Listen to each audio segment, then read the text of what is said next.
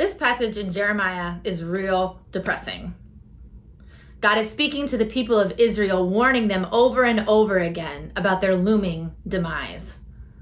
A world with no light, no birds, no people. Food is scarce, things are quaking and shaking, and cities, once full of habitation and civic life, now empty. The cause? God's divine anger to a people who've lost their ability to do good. God's anger in response to a country on a way to destroying herself by infidelity to that which is holy. This often not preached about text places us right in the middle of this desolation.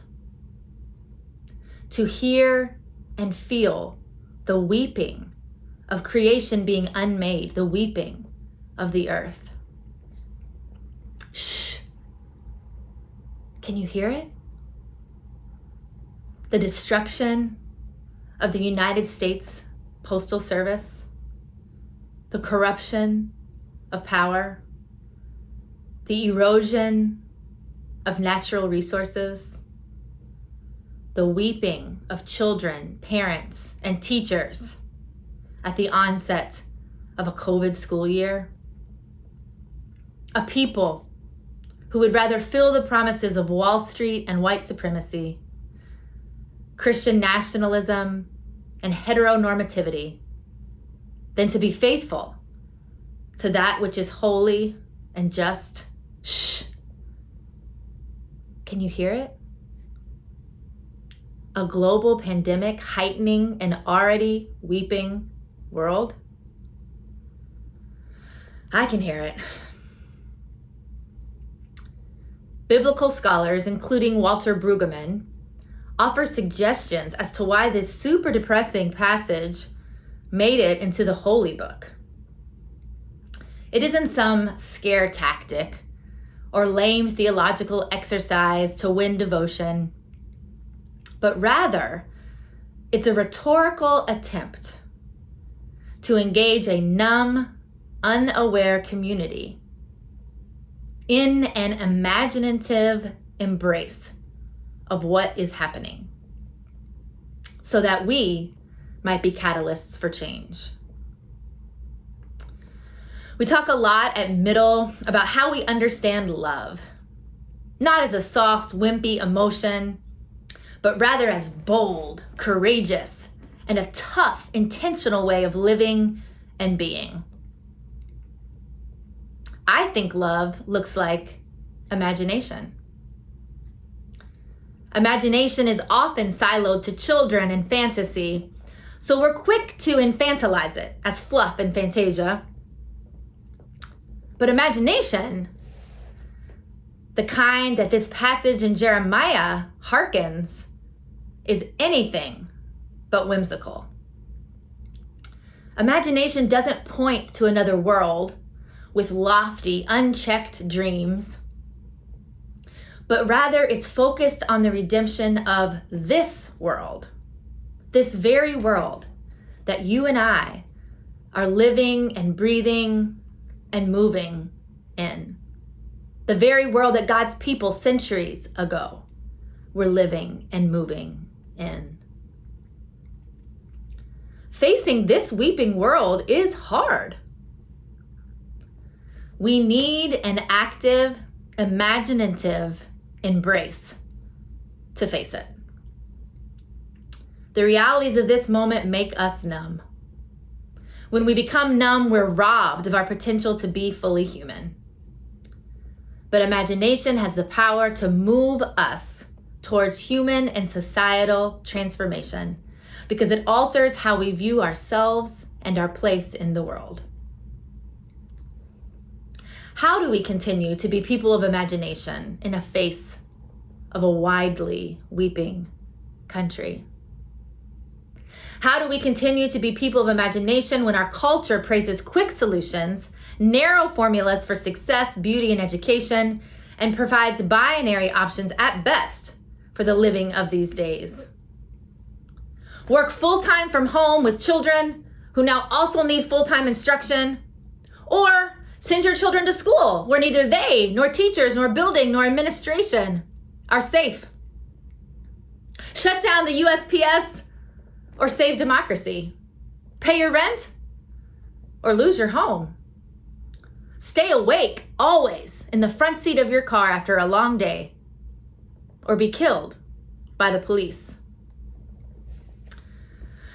Our culture doesn't leave much room for imagination. And thus, utilizing an imaginative embrace is our prophetic work and our prophetic call. We, who every single one of us, as Wesley reminded us, is made in the image and in the promises of God.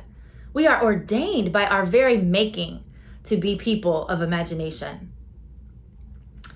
Brueggemann reminds us that the prophet doesn't ask if or how the vision can be implemented. Imagination has to come before implementation. And how do we continue to be people of imagination in the face of a culture who imagines nothing? Barbara Love's liberatory consciousness has a word for us here. Liberatory consciousness is an intentional way of living that calls us to maintain an awareness of the dynamics of oppression around us and in us, while not giving into despair and hopelessness, all the while working to change the oppressive systems in order to create greater equity. I think that's what Jeremiah is doing here, helping the people become intentionally aware of the oppressive systems, the oppressive tendencies even in themselves, so that they might analyze, take action, and then move towards collective liberation. We were on the F train several years ago when my son Zane, then 2, asked what that bad smell was. Because kids have impeccable timing, we know this. I explained to Zane that the smell was coming from someone living without a home, nor anywhere to clean himself. Zane was satisfied with my answer at the time, but I revisited the conversation with him later, hoping, I guess, to have a toddler-sized conversation about housing for all. Zane, what did you think about that person that we saw without a home? He thought for a little bit. And then he said, I think he has a magic wand that he uses to make a beautiful home for himself. Imagination isn't wimpy. It's damn smart. It's bold. It's prophetic. It's speaking what could be while living with the oppression and claiming the inequalities all around at the same time.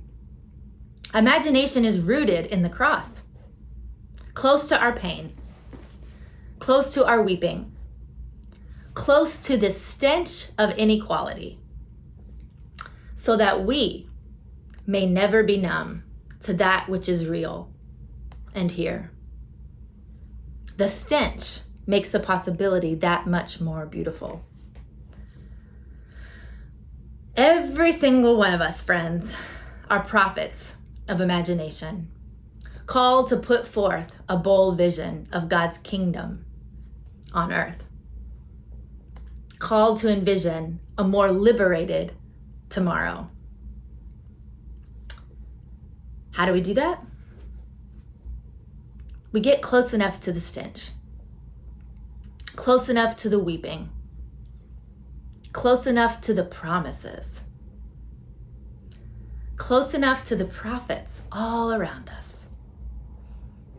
Be they occupying Louisville to finally bring justice for Breonna Taylor. Be they knocking on doors, passing out census information. A church community funding Black Lives Matter initiatives. a parent chairing the COVID reopening committee, or 2-year-olds riding the subway. When we stop and listen to the prophets all around us, we'll stop only hearing demise. We'll hear echoes of imagination, each note moving us closer to liberation. May it be so. Amen.